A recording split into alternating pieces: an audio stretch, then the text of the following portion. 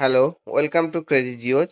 আজ আমি আলোচনা করব ক্লাস 10 অর্থাৎ মাধ্যমিকের জন্য সেকেন্ড সামেটিভ ইভ্যালুয়েশন 2026 এর ক্ষেত্রে রায় মার্টিন কোশ্চেন ব্যাংক 2026 এর জিওগ্রাফির যে মডেল 1 বা 1 নম্বর স্কুল যেটা আছে সেকেন্ড সামেটিভ ইভ্যালুয়েশনের অর্থাৎ বালুরঘাট গার্লস হাই স্কুল, তার সমস্ত জিওগ্রাফির কোশ্চেনগুলো ভিডিওটার সঙ্গে থাকো, পুরোটা দেখো।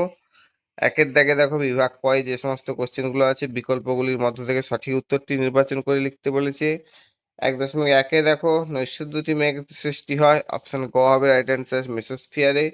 1.2-এ দেখো বাষ্পীভবন মাপা হয়, অপশন খ হবে রাইট অ্যান্সার অ্যাটমোমিটার যন্ত্রের দ্বারা। 1.3-এ দেখো অক্ষাংশ দেখা যায় উভয় গোলার্ধে 25 ডিগ্রি থেকে 35 ডিগ্রি অক্ষরেখার মধ্যে। 1.4-এ দেখো আটলান্টিক মহাসাগরের নিম্নের কোন শীতল সমুদ্র স্রোতটি দেখা যায় ল্যাভেন্ডার স্রোত, অর্থাৎ অপশন ঘ হবে।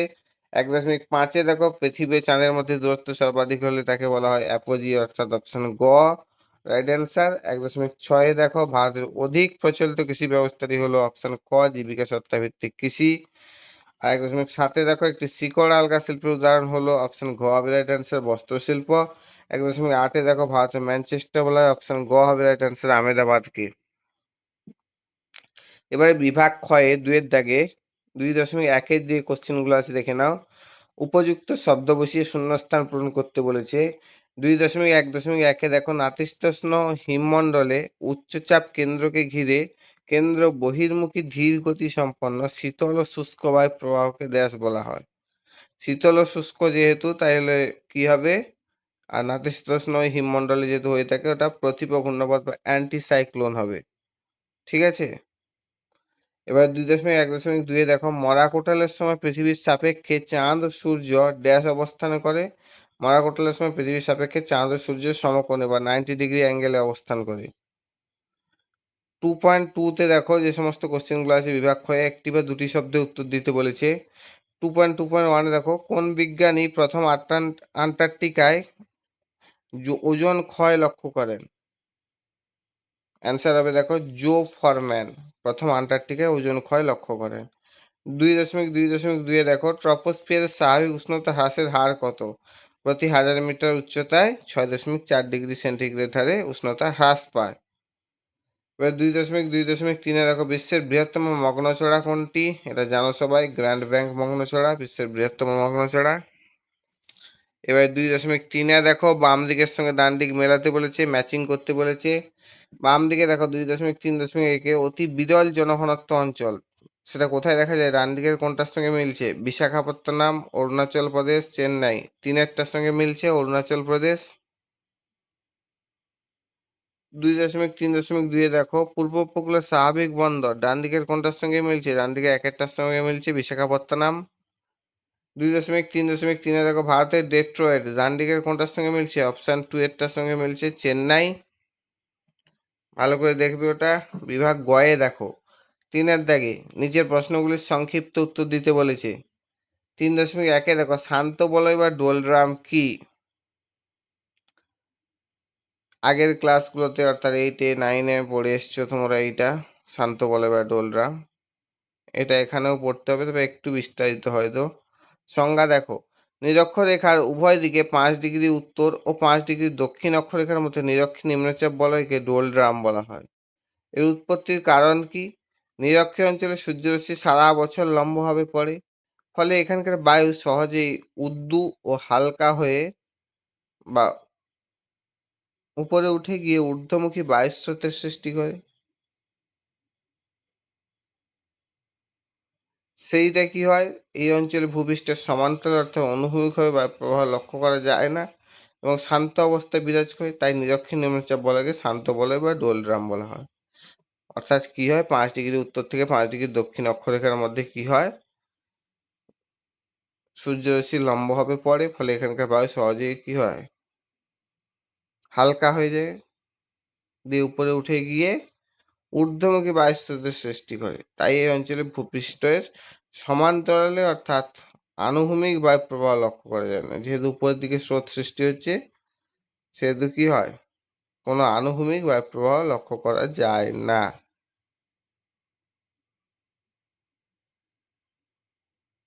তাই এই অঞ্চলে শান্ত অবস্থায় বিরাজ করে, তাই নিরক্ষীয় নিম্নচাপ বলয়কে শান্ত বলয় বা ডোলড্রাম বলা হয়। ঠিক আছে। এবার নেক্সট যে কোশ্চেনটা আছে দেখে নাও। অথবার কোশ্চেনটা আপেক্ষিক আর্দ্রতা কাকে বলে? কোনো নির্দিষ্ট তাপমাত্রায় কোনো নির্দিষ্ট আয়তনের বায়ুতে উপস্থিত জলীয় বাষ্পের ভর এবং ওই তাপমাত্রায় ওই আয়তনের বায়ুকে সম্পৃক্ত করতে প্রয়োজনীয় জলীয় বাষ্পের ভরের অনুপাতকে ওই স্থানের আপেক্ষিক আর্দ্রতা বলে। এখানে সবসময় আমি বলে দিই যে সংজ্ঞাগুলোর ক্ষেত্রে, যেমন আপেক্ষিক আর্দ্রতা কাকে বলে, এগুলা হচ্ছে এইসব সংজ্ঞা অনেকটা ভৌতবিজ্ঞানের মতো, অর্থাৎ এটা একটা সূত্রের মতো। এগুলা কোথাও ভুল করলে চলবে না, যেরকম আছে তেমনটিই লিখতে হবে। ঠিক আছে, একটু ভুল হওয়া মানে পুরোটাই ভুল। তাহলে এটা কি, কোনো নির্দিষ্ট তাপমাত্রায়, ধরো 5 ডিগ্রি তাপমাত্রায় কোনো নির্দিষ্ট আয়তনের বায়ুতে, ধরো 5 কিলোগ্রাম বায়ুতে উপস্থিত জলীয় বাষ্পের ভর, ধরো 5 গ্রাম জলীয় বাষ্প আছে, এবং ওই তাপমাত্রায় ওই আয়তনের বায়ুকে, ধরো ওই 5 ডিগ্রি সেন্টিগ্রেড তাপমাত্রায় যেটা আগে ধরেছিলাম, ওই আয়তনের বায়ুকে, ওই 5 কিলোগ্রাম আয়তনের বায়ুকে সম্পৃক্ত করতে প্রয়োজনীয় জলীয় বাষ্প, তাকে সম্পৃক্ত করতে, ধরো 5 গ্রাম তার মধ্যে আছে, তাকে সম্পৃক্ত করতে 10 গ্রাম লাগবে। অর্থাৎ ওই স্থানের এই যে দুটোর যে অনুপাত হবে তাকে হচ্ছে ওই স্থানের আপেক্ষিক আর্দ্রতা বলছি। মানে তার মধ্যে 5 গ্রাম ধরে জলীয় বাষ্প আছে, কিন্তু তাকে সম্পৃক্ত করতে ওই সেম তাপমাত্রায় সেম আয়তনের বায়ুতে ধরো 10 গ্রাম জলীয় বাষ্প প্রয়োজন। অর্থাৎ তার যে বায়ুটার যে জলীয় বাষ্প ধারণ ক্ষমতা যতটা, সেটাই হচ্ছে সম্পৃক্ত করা। তার যে অনুপাত হবে, মানে যতটা আছে আর যতটা লাগবে তাকে সম্পৃক্ত করতে, সেই দুটোর যে অনুপাত হবে তাকে আপেক্ষিক আর্দ্রতা বলছি। ক্লিয়ার? এগুলো হচ্ছে সংজ্ঞার মতো, জাস্ট সূত্রের মতো মুখস্থ রাখবে। 3.2 দেখো, শৈবাল সাগর কাকে বলে, যাকে সারগোসা সি বলা হয়? সাধারণত মহাসাগরের মধ্যভাগের স্রোতহীন শৈবাল বা আগাছা ভরা শান্ত অংশকে শৈবাল সাগর বা সারগোসা সি বলে। পাশে একটা ছবি দেওয়া আছে দেখো। উদাহরণ কি, উত্তর আটলান্টিক মহাসাগরের উপসাগরীয় স্রোত, ক্যানারি স্রোত, উত্তর নিরক্ষের স্রোতের মধ্যবর্তী স্থানে কয়েক হাজার বর্গ কিলোমিটার বিস্তৃত এলাকা জুড়ে একটি বিশাল সাগর সৃষ্টি হয়েছে। কোথায়? তাহলে উত্তর আটলান্টিক মহাসাগরে। আর কোন কোন স্রোত? উপসাগরীয় স্রোত, ক্যানারি স্রোত আর উত্তর নিরক্ষের স্রোতের মধ্যবর্তী স্থানে। ছবিটা দেওয়া আছে, দেখবে। এবারে দেখো অথবার কোশ্চেনটা যেটা আছে দেখে নাও, মানডাক কি? জোয়ারের সময় সমুদ্রের জল স্ফীত হয় বলে তখন সমুদ্রের জল মোহনা দিয়ে দ্রুত নদীতে প্রবেশ করে, ফলে নদীর জল তখন বেড়ে যায়। এভাবে ফানেলের মতো আকৃতির অগভীর নদীপথ দিয়ে জোয়ারের জল ঢোকার সময় নদীর দুই পাড়ে বাধাপ্রাপ্ত হয়ে অত্যাধিক উঁচু, প্রায় 5 থেকে 7 মিটার হয়ে প্রবল বেগে নদীতে জলোচ্ছ্বাস ঘটায়। একেই মানডাক বা মান বলা হয়। পাশে একটা ছবি দেওয়া আছে দেখো। মানে এতটাই জলের প্রেসার হয়ে গেছে, উপকূল অঞ্চলে হচ্ছে প্রায়, মানে দুই নদীর যে দুই তীর বা উপকূল, সেখানে প্রায় 5 থেকে 7 মিটার উঁচু হয়ে প্রবল বেগে নদীতে জলোচ্ছ্বাস ঘটায়, অর্থাৎ নদীর দুকুল উপচে জল ঢুকে যায়। সেটাকে বান বা বানডাক বলা হচ্ছে। এবার 3.3 দেখো, খারিফ ও রবি শস্যের মধ্যে দুটি পার্থক্য লিখতে বলেছে। বৈশিষ্ট্য হিসেবে দেখে নাও, ফার্স্ট পয়েন্ট, চাষের সময়। খারিফ ফসল কখন চাষ করা হয়? বর্ষার শুরুতে, অর্থাৎ জুন জুলাইতে চাষ শুরু হয়। আর রবি ফসল চাষ কখন শুরু হয়? শীতের শুরুতে, অর্থাৎ অক্টোবর নভেম্বর থেকে চাষ শুরু হয়। জলের উৎস দেখো, বৈশিষ্ট্যের ভিত্তিতে পয়েন্ট। খারিফ ফসল কথা প্রধানত বৃষ্টির জলের উপর নির্ভরশীল হয়, আর রবি ফসল কথা প্রধানত সেচ বা সেচের জলের উপর নির্ভরশীল হয়। ঠিক আছে, বৈশিষ্ট্যের পয়েন্টের ভিত্তিতে মনে রাখবে। এর অথবা যে কোশ্চেনটা আছে দেখে নাও, তথ্য প্রযুক্তি শিল্প কি? এটা ইনফরমেশন টেকনোলজি ইন্ডাস্ট্রি। কম্পিউটার বিজ্ঞান এবং ইলেকট্রনিক যোগাযোগ ব্যবস্থাকে কাজে লাগিয়ে যে শিল্পের মাধ্যমে তথ্যের আদান প্রদান, প্রক্রিয়াকরণ ও সংরক্ষণ করা হয় তাকে তথ্য প্রযুক্তি শিল্প বলে। তাহলে এখানে মেনলি কোটা কিছু কিওয়ার্ড মনে রাখবে, ওটা কত? কম্পিউটার বিজ্ঞান আর ইলেকট্রনিক্স যোগাযোগ ব্যবস্থা, এর সাহায্যে কি করা হয়? এই দুটো মনে রাখবে, কম্পিউটার বিজ্ঞান ও ইলেকট্রনিক যোগাযোগ ব্যবস্থা। আর এর সাহায্যে কি কি করা হয়? 3টা কাজ। একটা হচ্ছে তথ্যের আদান প্রদান, প্রক্রিয়াকরণ আর সংরক্ষণ। এই 3, 4, 5টা কিওয়ার্ড মনে রাখবে। ঠিক আছে, তাকেই তথ্য প্রযুক্তি শিল্প বলা হয়। এবার 3.4 দেখো, অনুসারী শিল্প কাকে বলে? অনুসারী শিল্প হলো সেই শিল্প যা প্রধান শিল্পের উৎপাদিত পণ্য বা কাঁচামালের উপর নির্ভরশীল, অর্থাৎ প্রধান শিল্পের উৎপাদনের পরবর্তী ধাপে কাজ করে এবং প্রধান শিল্পের সাথে সরাসরি সম্পর্কিত। যেমন মোটর গাড়ি শিল্পের অনুসারী শিল্প হতে পারে টায়ার, ইঞ্জিন, যন্ত্রাংশ ইত্যাদি উৎপাদনকারী শিল্প। তাহলে বুঝতে পারো অনুসারী শিল্প কাকে বলে, অর্থাৎ প্রধান শিল্পকে কেন্দ্র করে যে সমস্ত তার জিনিসপত্র দরকার সেইগুলোর জন্য যে ছোট ছোট শিল্প গড়ে ওঠে তাকে অনুসারী শিল্প বলা হয়। ঠিক আছে, এবারে অথবা কোশ্চেন দেখো, হর্টিকালচার কাকে বলছে? যে আধুনিক কৃষি পদ্ধতিতে ফুল, শাকসবজি উৎপাদনকারী উদ্ভিদ, ভেষজ উদ্ভিদ, সৌন্দর্যবর্ধক ও আনন্দপ্রদায়ক উদ্ভিদের চাষ, প্রতিপালন ও সংরক্ষণ করা হয় তাকে হর্টিকালচার বা উদ্যান কৃষি বলা হয়। হর্টিকালচারের বাংলা মানটা তাহলে কি? উদ্যান কৃষি। সেখানে কি কি চাষ করা হয় তাহলে? আধুনিক কৃষি ব্যবস্থার মাধ্যমে ফুল করা হয়, শাকসবজি করা হয়, পাশে কিছু ছবি দেওয়া আছে দেখবে, ভেষজ উদ্ভিদ, সৌন্দর্যবর্ধক আনন্দপ্রদায়ক উদ্ভিদ প্রতিপালন সংরক্ষণ করা হয় তাকে হর্টিকালচার বলা হয়। এর অর্থ দেখে নাও। হর্টিকালচার একটি ল্যাটিন শব্দ যার অর্থ হচ্ছে হর্টাস বা উদ্যান, এবং কালচার বা কর্ষণের দুটি শব্দ থেকে এসেছে। শ্রেণীবিভাগ দেখে নাও। উদ্যান পালনের অনেকগুলি ভাগ।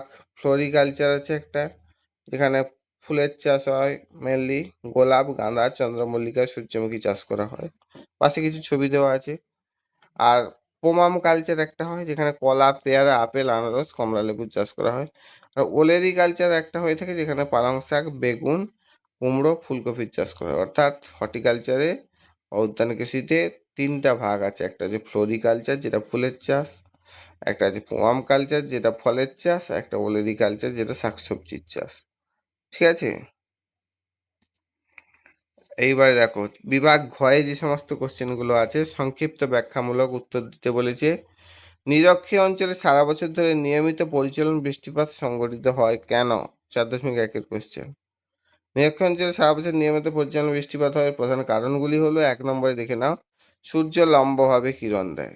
নিরক্ষীয় অঞ্চলে সূর্য সারা বছর লম্বভাবে কিরণ দেয়, ফলে কি হচ্ছে, এই অঞ্চলের স্থলভাগ ও জলভাগ অতিরিক্ত উত্তপ্ত হয়ে পড়ে, এটা একটা কারণ।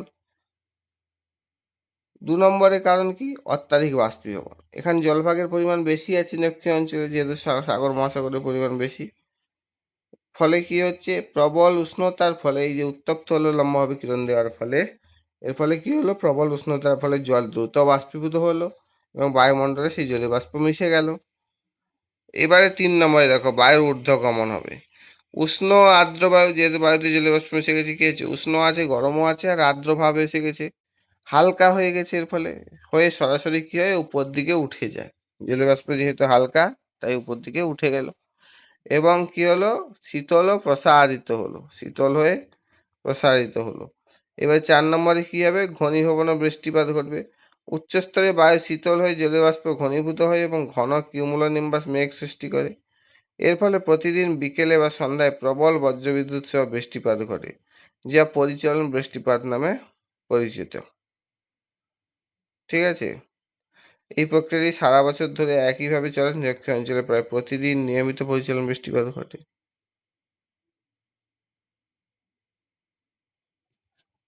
এবার নেক্সট কোশ্চেন দেখে নাও। এর অথবা যে কোশ্চেন আছে, 3টি বিষয়ের ভিত্তিতে ক্রান্তীয় ঘূর্ণাপথ ও প্রতিভা ঘূর্ণাপথের মধ্যে পার্থক্য নিরূপণ করতে বলেছে। দেখে নাও, পার্থক্যের ভিত্তি কি? বায়ুচাপের প্রকৃতি একটা। ক্রান্তীয় ঘূর্ণাপথের ক্ষেত্রে দেখো, এর কেন্দ্রে নিম্নচাপ এবং চারদিকে উচ্চচাপ থেকে বায়ু কেন্দ্রমুখী হয়। আর প্রতিভা ঘূর্ণাপথে তার ঠিক উল্টো হবে, এর কেন্দ্রে উচ্চচাপ থাকবে এবং চারদিকে নিম্নচাপ থাকবে এবং বায়ু কেন্দ্রাতিক বা বাইরের দিকে হয়। পাশে দুটো ছবি দেওয়া আছে দেখো, গ্রিন চিহ্নতে সাইক্লোন আছে, অর্থাৎ ক্রান্তীয় ঘূর্ণাপাত, আর প্রতিভা ঘূর্ণাপাত বা অ্যান্টি সাইক্লোন হচ্ছে রেড চিহ্ন দিয়ে তীর চিহ্ন যেটা দেখানো হচ্ছে সেটা।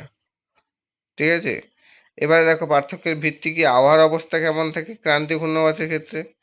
এটি অত্যন্ত বিধ্বংসী, এর প্রভাবে প্রবল ঝড় ও বৃষ্টিপাত ঘটে এবং আকাশ মেঘাচ্ছন্ন থাকে, অর্থাৎ সাইক্লোনের প্রভাবে এইসব ঘটে থাকে আর বিধ্বংসী হয়। আর প্রতিপা ঘূর্ণাবাত বা অ্যান্টিসাইক্লোন যেটা, সেটার ক্ষেত্রে কী হয়, এর প্রভাবে আবহাওয়া সাধারণত শান্ত এবং রৌদ্রোজ্জ্বল থাকে, কোনো ঝড় বৃষ্টির সম্ভাবনা থাকে না।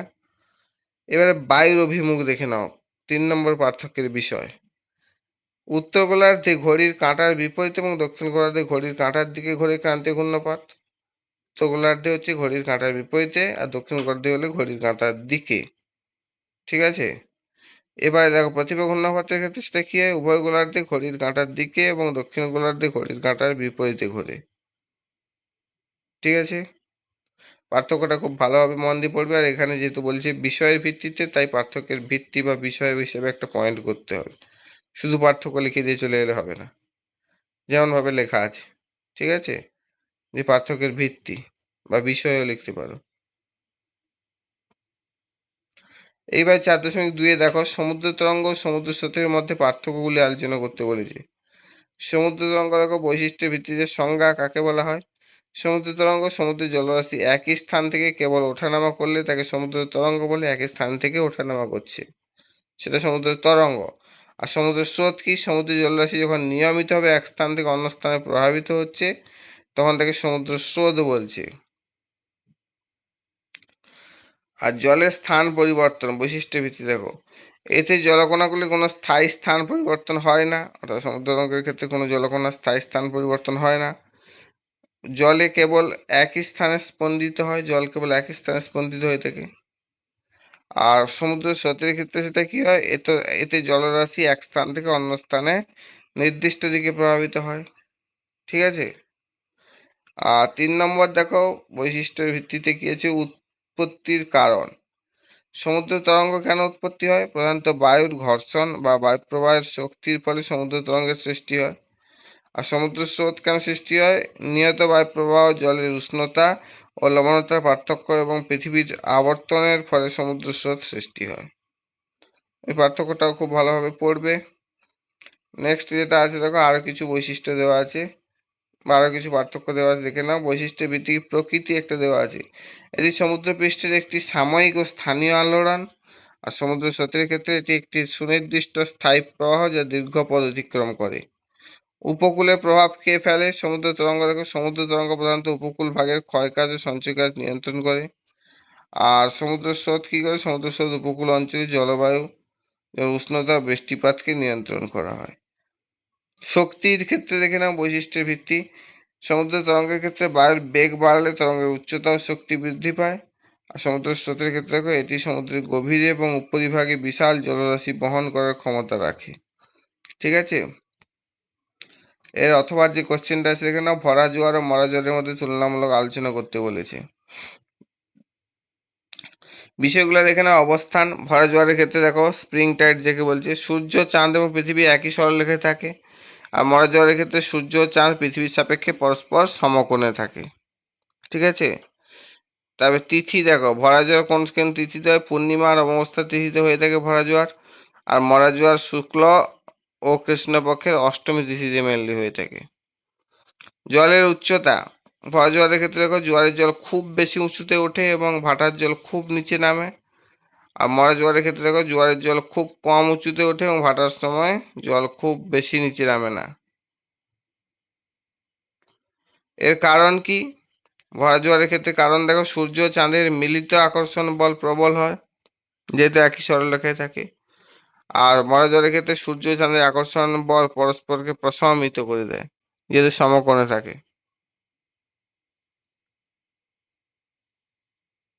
ঠিক আছে। পাশে একটা ছবি দেওয়া আছে দেখো, অমাবস্যার ভরা কোটাল পূর্ণিমার ভরা কোটাল। অমাবস্যার সরি হ্যাঁ, অমাবস্যার ভরা কোটালে হচ্ছে দেখো পৃথিবী, তারপর চাঁদ, তারপর সূর্য। আর পূর্ণিমা ভরা কোটালে দেখো আগে চাঁদ, তারপর পৃথিবী, মাঝখানে আর সূর্য, এইভাবে থাকে সরল রেখায়। এবারে নেক্সট কোশ্চেন দেখো, বিভাগ উমার ক্ষেত্রে 5-এর দাগে যে কোশ্চেনগুলো আছে, নিচের প্রশ্নগুলো উত্তর দিতে বলছে, বিকল্প প্রশ্নগুলি লক্ষণীয়, অর্থাৎ অথবা যে কোশ্চেনগুলো। 5.1-এ দেখো চিত্রসহ নিহত বায়ু প্রবাহের বিবরণ দিতে বলেছে। নিহত বায়ু প্রবাহ, পৃথিবীতে 3টি স্থায়ী নিম্নচাপ ও 4টি স্থায়ী উচ্চচাপ বলয় থাকার জন্য কতগুলি বায়ু সারা বছর ধরে উচ্চচাপ বলয়গুলি থেকে নিম্নচাপ বলয়ের দিকে নিয়মিতভাবে নির্দিষ্ট পথে প্রভাবিত হয়, এদেরকে বলা হয় নিয়ত বায়ু। নিয়ত বায়ু প্রধানত 3 প্রকার হয়ে থাকে, একটা হচ্ছে আয়ন বায়ু, আর একটা কি হচ্ছে আমার বায়ু, পশ্চিমা বায়ু, আর একটা হবে মেরু বায়ু। মেরুবায়ু 3 নম্বরে। এবার দেখে নাও, এই অ্যান্সারটা একটু বড় করে দেওয়া আছে, পারলে ছোট করে নেবে, যেহেতু ডিটেলসে পড়তে হবে ক্লাস 10, তাই একটু ডিসকাস করেই দিয়েছি। 1 নম্বরে দেখো, আয়ন বায়ু উত্তর ও দক্ষিণ গোলার্ধে যথাক্রমে কর্কটীয়, মকরীয় বা উপক্রান্তীয় উচ্চচাপ বলয় থেকে যে দুটি বায়ু সারা বছর নিয়মিতভাবে নির্দিষ্ট পথে নিরক্ষীয় নিম্নচাপ বলয়ের দিকে প্রভাবিত হয় তাদের আয়ন বায়ু বলা হয়। আয়ন বায়ু আরেকটা নাম কি বলতো? বাণিজ্য বায়ু। ঠিক আছে। এর শ্রেণীবিভাগ কি? আয়ন বায়ু প্রধানত দু প্রকার, একটা উত্তর পূর্ব আয়ন বায়ু অর্থাৎ উত্তর গোলার্ধে যেটা প্রভাবিত হয়, একটা দক্ষিণ পূর্ব আয়ন বায়ু যেটা দক্ষিণ গোলার্ধে প্রভাবিত হয়। তাহলে কি হলো? উত্তর পূর্ব আয়ন বায়ু কি? উত্তর গোলার্ধের উপক্রান্ত উচ্চচাপ বলয় থেকে আয়ন বায়ু নিরক্ষীয় নিম্নচাপ বলয়ের দিকে প্রভাবিত হওয়ার সময় ফেরেল সূত্র অনুসারে ডান দিকে বেঁকে উত্তর পূর্ব দিকে প্রভাবিত হয়, একে বলা হয় উত্তর পূর্ব আয়ন বায়ু। আর দক্ষিণ পূর্ব আয়ন বায়ুটা কি? দক্ষিণ গোলার্ধের উপক্রান্তীয় উচ্চচাপ বলয় থেকে আয়ন বায়ু নিয়মিতভাবে নিরক্ষীয় নিম্নচাপ বলয়ের দিকে প্রভাবিত হওয়ার সময় ফেরেলের সূত্র অনুসারে বাম দিকে মেঁকে দক্ষিণ পূর্ব দিকে প্রভাবিত হয়, তাই এই বায়ুর আরেক নাম আয়ন বায়ু।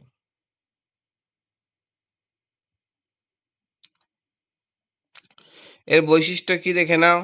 বায়ুর গতিবেগ উত্তর গোলার্ধের স্থলভাগ বেশি বলে উত্তর পূর্ব আয়ন বায়ুর গতিবেগ একটু কম, ঘন্টায় 15 থেকে 25 কিলোমিটার। কেন বলতো? স্থলভাগ বেশি থাকার জন্য কি হচ্ছে, বাড়ি ঘর আছে, গাছপালা আছে, এই জন্য কি সেগুলো যাতে বায়ু বাধাপ্রাপ্ত হয়, ফলে বায়ুর গতিবেগটা একটু কম থাকে। কিন্তু জলভাগ বেশি থাকায় দক্ষিণ গোলার্ধে কি হয়, সেটা তার উল্টো ঘটে। জলভাগ যেহেতু বেশি আছে, কোনো ঘর বাড়ি গাছপালা কিছু বাধা নেই, তাই দক্ষিণ পূর্ব আয়ন বায়ু ঘন্টায় 25 থেকে 35 কিলোমিটার বেগে প্রভাবিত হয়। এবারে প্রবাহ অঞ্চলটা দেখে নাও 2 নম্বর পয়েন্টে। আয়ন বায়ু সাধারণত নিরক্ষরেখার দুদিকে 5 ডিগ্রি থেকে 25 ডিগ্রি অক্ষরেখার মধ্যে সারা বছর ভাবে প্রভাবিত হয়। 3 নম্বরে দেখো প্রভাব। আয়ন বায়ুর প্রবাহ পথে মহাদেশগুলির পশ্চিম দিকে বৃষ্টিপাত না হওয়ায় পৃথিবীর বড় বড় মরুভূমিগুলি যেমন সাহারা, থর, কালাহারি, আটাকামা প্রভৃতির সৃষ্টি হয়েছে। কোথায়? মহাদেশগুলির পশ্চিম অংশে। এবার 2 নম্বরে যেটা আছে নিয়ত বায়ুর মধ্যে দেখো পশ্চিমা বায়ু আছে। উত্তর ও দক্ষিণ গোলার্ধে উপক্রান্তীয় উচ্চচাপ বলয় থেকে অর্থাৎ 5 ডিগ্রি থেকে 25 ডিগ্রি অক্ষরেখার মধ্যে যে আয়ন বায়ু বা বাণিজ্য বায়ু প্রভাবিত হয়েছিল, তার ঠিক ওপরে দুই দুই গোলার্ধে কি হচ্ছে, উত্তর গোলার্ধ আর দক্ষিণ গোলার্ধ উপক্রান্ত উচ্চচাপ বলয় থেকে দুই মেরুবৃত্ত প্রদেশী নিম্নচাপ বলয় থেকে অর্থাৎ উত্তর মেরুবৃত্ত প্রদেশী আর দক্ষিণ মেরুবৃত্ত প্রদেশী বা সুমেরুবৃত্ত প্রদেশী আর কুমেরুবৃত্ত প্রদেশীও বলতে পারো, এর দিকে সারা বছর নির্দিষ্ট পথে নিয়মিতভাবে প্রভাবিত হয়, তাদের পশ্চিমা বায়ু বলা হচ্ছে। শ্রেণীবিভাগ কি? পশ্চিমা বায়ু প্রধানত দু প্রকার হয়ে থাকে, পাশের ছবিগুলো দেওয়া আছে দেখো। গ্রিন রঙে যে বায়ুটা প্রভাবিত হচ্ছে, গ্রিন কালারের তীর চিহ্ন দিয়ে দেখানো হয়েছে, উত্তর গোলার্ধে হচ্ছে উপক্রান্ত উচ্চচাপ বলয় থেকে পশ্চিমা বায়ু সুমেরুবৃত্ত প্রদেশে নিম্নচাপ বলয়ের দিকে প্রভাবিত হওয়ার সময় ফেরেলের সূত্র অনুসারে ডান দিকে মেঁকে দক্ষিণ পশ্চিম দিকে প্রভাবিত হয়, তাই এই বায়ুকে বলা হয় দক্ষিণ পশ্চিম পশ্চিমা বায়ু। আর উত্তর পশ্চিম পশ্চিমা বায়ু কি? দক্ষিণ গোলার্ধে উপক্রান্তে উচ্চচাপ বলয় থেকে পশ্চিমা বায়ু ফেরেলের সূত্র অনুসারে বাম দিকে মেঁকে উত্তর পশ্চিম দিকে কুমেরুবৃত্ত প্রদেশী নিম্নচাপ বলয়ের দিকে প্রভাবিত হয়, তাই এই বায়ুকে বলা হয় উত্তর পশ্চিম পশ্চিমা বায়ু। ঠিক আছে। এর বৈশিষ্ট্য দেখে নাও। এর নামকরণ কেন হয়েছে? 1 নম্বরে পশ্চিম দিক থেকে প্রভাবিত হয় বলে এই বায়ু পশ্চিমা বায়ু নামে পরিচিত। 2 নম্বরে নিম্নচাপ বলের অভিমুখ প্রভাব উত্তর ও দক্ষিণ উভয় গোলার্ধে 35 ডিগ্রি থেকে 60 ডিগ্রি অক্ষাংশের মধ্যে প্রভাবিত হয়। 3 নম্বরে দেখো বৃষ্টিপাতের আধিক্য পশ্চিমা বায়ুর প্রভাবে মহাদেশগুলির পশ্চিমাংশে বৃষ্টিপাত তুলনামূলকভাবে বেশি হয়। 4 নম্বরে দেখো নাতিশীতোষ্ণ তৃণভূমির অবস্থান পশ্চিম বায়ুর প্রভাবে মহাদেশগুলির পূর্বাংশে বৃষ্টির পরিমাণ ক্রমশ কমে যাওয়ায় বিস্তীর্ণ নাতিশীতোষ্ণ তৃণভূমির সৃষ্টি হয়েছে। এরপরে গতিবেগ দেখে নাও। এই বায়ুর গতিবেগ উত্তর গোলার্ধে থেকে দক্ষিণ গোলার্ধে বেশি। কারণ কি? এই সেম কারণ, উত্তর গোলার্ধে স্থলভাগ বেশি কিন্তু দক্ষিণ গোলার্ধে জলভাগ বেশি। স্থলভাগ বেশি থাকলে গতিবেগ কম হবে, কারণ বিভিন্ন জায়গায় বাধা পাচ্ছে, গাছপালা, বাড়িঘর এটসেট্রায়। আর দক্ষিণ গোলার্ধে যেহেতু জলভাগ বেশি, সেখানে ফাঁকা মুক্ত স্থান পাচ্ছে, তাই বায়ু প্রবাহে কোনো বাধা সৃষ্টি হচ্ছে না, তাই সেখানে গতিবেগটা একটু বেশি হয়। 3 নম্বরে যেটা আছে দেখো নিয়ত বায়ুর ভাগ মেরু বায়ু। সুমেরু ও কুমেরু উচ্চচাপ বলয় থেকে যে বায়ু নিয়মিতভাবে মেরুবৃত্ত প্রদেশে নিম্নচাপ বলয় থেকে, মানে একবারে উপরে আর একবারে নিচে, উত্তর গোলার্ধে আর দক্ষিণ গোলার্ধে 60 ডিগ্রির পরবর্তী অক্ষাংশ থেকে, তাদের বলা হচ্ছে মেরু বায়ু। শ্রেণীবিভাগ কি? মেরুবায়ু দুই প্রকার, উত্তর পূর্ব মেরুবায়ু আর দক্ষিণ পূর্ব মেরুবায়ু। উত্তর পূর্ব মেরুবায়ুটা কি জিনিস? উত্তর গোলার্ধে মেরুবায়ু সুমেরু বিদেশি উচ্চচাপ বলয় থেকে ফেরেলি সূত্র অনুসারে ডান দিকে বেঁকে উত্তর পূর্ব দিকে অর্থাৎ সুমেরু বৃত্ত প্রদেশে নিম্নচাপ বলয়ের দিকে প্রভাবিত হয়, এর নাম উত্তর পূর্ব মেরুবায়ু। আর দক্ষিণ পূর্ব মেরুবায়ুটা কি? দক্ষিণ গোলার্ধে মেরুবায়ু কুমেরু দেশে উচ্চচাপ বলয় থেকে কুমেরু বৃত্ত প্রদেশে নিম্নচাপ বলয়ের দিকে ধাবিত হওয়ার সময় ফেরেলি সূত্র অনুসারে বাম দিকে বেঁকে দক্ষিণ পূর্ব মেরুবায়ু নামে প্রভাবিত হয়ে থাকে। এর বৈশিষ্ট্য কি আছে? এই বায়ু হচ্ছে শুষ্ক প্রকৃতি, মেরুবায়ু অতি শীতল ও শুষ্ক প্রকৃতির হয়। শীতকালীন প্রাধান্য কি? এই বায়ুর প্রভাবে বছরে অন্য সময়ের তুলনায় শীতকালে বেশি পরিলক্ষিত হয়। তুষারপাত ও বৃষ্টিপাত কেমন হয়? মেরুবায়ুর প্রভাবে মহাদেশগুলির পূর্ব অংশে তুষারপাত ও সামান্য বৃষ্টিপাত হয় এবং দুই মেরুবৃত্তে ভয়াবহ তুষারঝড়ের সৃষ্টি হয়। ঠিক আছে, এর অথবা যে কোশ্চেন আছে এখানে বিকল্প কোশ্চেন, বায়ুমণ্ডলের উষ্ণতার তারতম্যের কারণগুলি ব্যাখ্যা করতে বলেছি। বায়ুমণ্ডলের উষ্ণতার তারতম্যের কারণ: ভূপৃষ্ঠের সর্বত্র বায়ুর উষ্ণতা সমান নয়। পৃথিবীর বিভিন্ন অঞ্চলে উষ্ণতার পার্থক্যের জন্য যেসব কারণগুলো উল্লেখযোগ্য সেগুলি নিম্নরূপ। একটা হচ্ছে অক্ষাংশ। অক্ষাংশ হচ্ছে ভূপৃষ্ঠের বিভিন্ন অংশে সূর্যরশ্মি পতন করে তারতম্য ঘটে। ধরো যদি নিরক্ষরেখার উপর যেসব দেশ বা মহাদেশ অবস্থিত, সেখানে হচ্ছে আমার সূর্যরশ্মি লম্বভাবে কিরণ দেয়, ফলে তাপমাত্রা বেশি হয়। কিন্তু যদি মেরুবৃত্ত প্রদেশীয় বা মেরুদেশীয় অঞ্চলের দিকে যাওয়া যায়, তাহলে সেখানে কি হচ্ছে সূর্যরশ্মি তির্যকভাবে পড়ে, ফলে কি হয়, উত্তাপের পরিমাণ কম হয়। 2 নম্বরে হচ্ছে যে কারণটা পর্বতের অবস্থান। উষ্ণবায়ু শীতল বায়ুর গতিপথে আড়াআড়িভাবে কোনো পর্বতশ্রেণী অবস্থান করলে বায়ু প্রবাহটা কি হয়, পর্বতশ্রেণীতে বাধাপ্রাপ্ত হয়, ফলে পর্বতের উভয় দিকে উষ্ণতার তারতম্য পরিলক্ষিত হয়। মানে যেদিকে গরম বায়ু বা উষ্ণ বায়ু আছে সেখানে গরম, আর উল্টো দিকে তো যেতে পারছে না, বাধাপ্রাপ্ত হচ্ছে, উল্টো দিকে ঠান্ডা থাকলেও থাকতে পারে। এবার 3 নম্বর কারণ দিন রাত্রির দৈর্ঘ্য। দিন রাত্রির দৈর্ঘ্যের হ্রাস বৃদ্ধির জন্য বিভিন্ন স্থানের মধ্যে উষ্ণতার তারতম্য পরিলক্ষিত হয়। দিন বড় এবং রাত্রি ছোট হলে দিনের সময় শোষিত তাপের সবটাই রাত্রে বিকিরিত হতে পারে না, ফলে উষ্ণতা বৃদ্ধি পায়। আবার দিন ছোট রাত্রি বড় হলে দিনের সময় বায়ুমণ্ডল যে পরিমাণ তাপ শোষণ করে রাত্রে তার চেয়ে বেশি তাপ বিকিরিত করে, ফলে বায়ুমণ্ডল শীতল হয়ে পড়ে। এগুলো কারণ। এবারে হচ্ছে নেক্সট কারণ দেখো, ভূমির উচ্চতা। সমুদ্রতল থেকে যতই উপরে ওঠা যায় বায়ুর উষ্ণতা ততই হ্রাস পাতে থাকে, অর্থাৎ ভূমির উচ্চতা বৃদ্ধির সঙ্গে সঙ্গে বায়ুর উষ্ণতা হ্রাস পায়। এই কারণে যে স্থানটি সমুদ্র সমতল থেকে যত উঁচুতে অবস্থিত তার উষ্ণতা তত কম হয়। আর আমরা পড়ে এসেছি 1000 মিটার উচ্চতা বৃদ্ধিতে ট্রপোস্ফিয়ারে 6.4 ডিগ্রি সেন্টিগ্রেড হ্রাস পায়, পড়েছি আমরা। ফলে হচ্ছে সমুদ্র সমতল থেকে কম উচ্চতায় অবস্থিত স্থানের উষ্ণতা বেশি, আর বেশি উচ্চতায় অবস্থিত স্থানের উষ্ণতাটা কম হয়। এবার নেক্সট কারণ দেখো, সমুদ্র থেকে দূরত্ব। জলভাগের তুলনায় স্থলভাগ দ্রুত উষ্ণ বা দ্রুত শীতল হয়। গ্রীষ্মকালে স্থলভাগ যতটা উষ্ণ হয়, আর শীতকাল ঠিক ততটা হচ্ছে শীতল হয়, জলভাগ ততটা উষ্ণ থাকে না। আবার শীতকালে স্থলভাগ যতটা শীতল হয়, জলভাগ ততটা শীতল হয় না। এই কারণে সমুদ্র থেকে দূরবর্তী স্থানে গ্রীষ্মকাল অধিক উষ্ণ এবং শীতকাল অধিক শীতল হয়। এবার নেক্সট যে কারণটা আছে দেখো, বায়ু প্রবাহ। যে অঞ্চলের মধ্যে দিয়ে উষ্ণ বায়ু প্রভাবিত হয় সেই অঞ্চলে উষ্ণ, এবং যে অঞ্চলের মধ্যে শীতল বায়ু প্রভাবিত হয় সেই অঞ্চল শীতল প্রকৃতির হয়। বায়ু প্রভাবের উপর কোনো অঞ্চলের বায়ুর উষ্ণতা অনেকাংশে নির্ভর করে। এবার নেক্সট যেটা আছে দেখো, সমুদ্র স্রোত। সমুদ্র স্রোত বায়ুর উষ্ণতার তারতম্যের অন্যতম নিয়ন্ত্রক। সমুদ্রের যে উপকূল অঞ্চল বরাবর উষ্ণ সমুদ্র স্রোত প্রবাহিত হয় সেই অঞ্চলে বায়ুমণ্ডল উষ্ণ হয়, আর যে অঞ্চলে শীতল সমুদ্র স্রোত প্রবাহিত হয় তার পার্শ্ববর্তী অঞ্চলে বায়ুমণ্ডল শীতল প্রকৃতির হয়। অর্থাৎ এখানে মেনলি কোশ্চেনটায় পয়েন্টগুলো মনে রাখবে, দিয়ে একবার পড়বে, ভালো করে পড়লে হচ্ছে নিজে অন্তত পক্ষে বানিয়ে লিখলেও লিখতে পারো, না যদি মনে আসে পরীক্ষার সময়। সমুদ্র স্রোত, বায়ু প্রবাহ, সমুদ্র থেকে দূরত্ব, ভূমির উচ্চতা, দিন রাত্রির দৈর্ঘ্য, পর্বতের অবস্থান আর অক্ষাংশ, এই পয়েন্টগুলো আছে, ভালো করে পড়বে। ঠিক আছে, এবার নেক্সট 5.2 যে কোশ্চেনটা আছে দেখে নাও। ভারতের অসম জনসংখ্যা বন্টনের 5টি প্রধান কারণ আলোচনা করতে বলছি। ভারতের জনসংখ্যার অসম বন্টন লক্ষ্য করেছে, অর্থাৎ জনসংখ্যা কোথাও বেশি কোথাও কম। ভারতের বিভিন্ন অংশে এই অসম জনবন্টনের অনেকগুলি কারণ আছে, যেমন কি প্রাকৃতিক কারণ আছে। ভূপ্রকৃতি 1 নম্বরে, হিমালয় পার্বত্য অঞ্চল, উত্তর পূর্ব এবং দক্ষিণ ভারতের পাহাড়ি অঞ্চলে ভূপ্রকৃতি বন্ধুর ও তরঙ্গায়িত প্রকৃতির, ফলে কৃষিকাজে অনুপযুক্ত। ওইসব অঞ্চলে তাই জনবিরল, অর্থাৎ যেখানে কৃষিকাজ ভালো হচ্ছে না সেখানে মানুষজনের বসবাস কম। অপরদিকে উত্তর ভারতের সমভূমি এবং উপকূলীয় সমভূমি কৃষি, পরিবহন, যোগাযোগ ব্যবস্থা এবং শিল্পে উন্নত, তাই এইসব অঞ্চলে জনঘনত্ব বেশি। ঠিক আছে।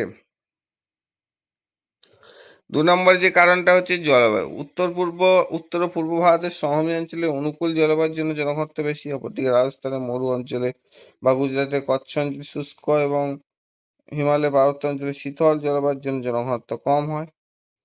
3 নম্বরে নদ নদী। উত্তর ভারতের গঙ্গা আছে, সিন্ধু ও ব্রহ্মপুত্র। দক্ষিণ ভারতের মহানদী আছে, গোদাবরী আছে, কৃষ্ণা আছে, কাবেরী আছে। নদী উপত্যকায় জনঘনত্ব বেশি।